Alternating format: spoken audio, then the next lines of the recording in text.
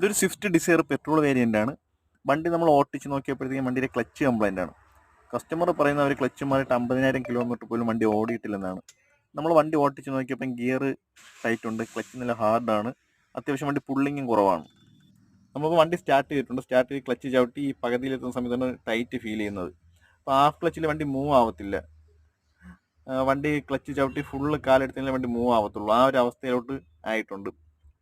അത്യാവശ്യം ഗിയറും അത്യാവശ്യം നല്ല ടൈറ്റാണ്. ഈ ഫസ്റ്റ് സെക്കൻഡ് റിവേഴ്സ് ഈ ഗിയറൊക്കെയാണ് കൂടുതലും ടൈറ്റ് നമുക്ക് ഫീൽ ചെയ്യുന്നത്. ഇല്ല, ഗിയറൊക്കെ അത്യാവശ്യം നല്ല ടൈറ്റാണ്. അപ്പോൾ നമുക്ക് ഇതിൻ്റെ ഗിയർ ബോക്സ് ഇളക്കണം. ഗിയർ ബോക്സ് ഇളക്കി ക്ലച്ചിൻ്റെ കണ്ടീഷൻ എങ്ങനെ ഉണ്ടെന്ന് നോക്കാം. നമ്മളിപ്പോൾ സസ്പെൻഷനും കാര്യങ്ങളെല്ലാം ഇളക്കി ഇപ്പം ഗിയർ ബോക്സ് ഇളക്കി എടുത്തിട്ടുണ്ട്. നമുക്ക് ഈ വണ്ടിയിൽ കിടന്ന ക്ലച്ചിൻ്റെ അവസ്ഥ എങ്ങനെയാണെന്ന് നോക്കാം.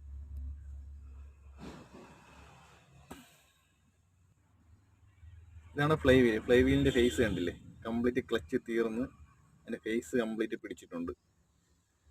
ഇതാണ് നമ്മുടെ ക്ലച്ച് ഡിസ്ക്, കണ്ടില്ലേ, ഇതിൻ്റെ പേഡ് തീർന്ന് റിവേറ്റ് പിടിക്കുന്ന ഒരു അവസ്ഥയിലോട്ട് ആയിട്ടുണ്ട്.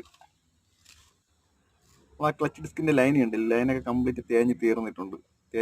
ലൈന് തേഞ്ഞ് തീർന്ന് റിവേറ്റ് പിടിച്ച് ആ പ്രഷർ പ്ലേറ്റിൻ്റെ ഫേസ് കണ്ടില്ലേ, ഫേസ് കംപ്ലീറ്റ് ഹീറ്റായിട്ട് ഫേസ് കട്ടായി.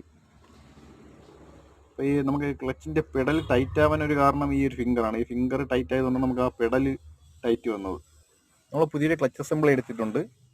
അപ്പോൾ ഫ്ലൈ വീൽ നന്നായിട്ട് പേപ്പറിന് തേച്ച് ക്ലച്ച് സെറ്റ് ചെയ്ത് ഗിയർ ബോക്സ് കയറ്റി വർക്ക് കഴിഞ്ഞതിന് ശേഷം നമുക്ക് നോക്കാം എങ്ങനെയാണെന്ന്.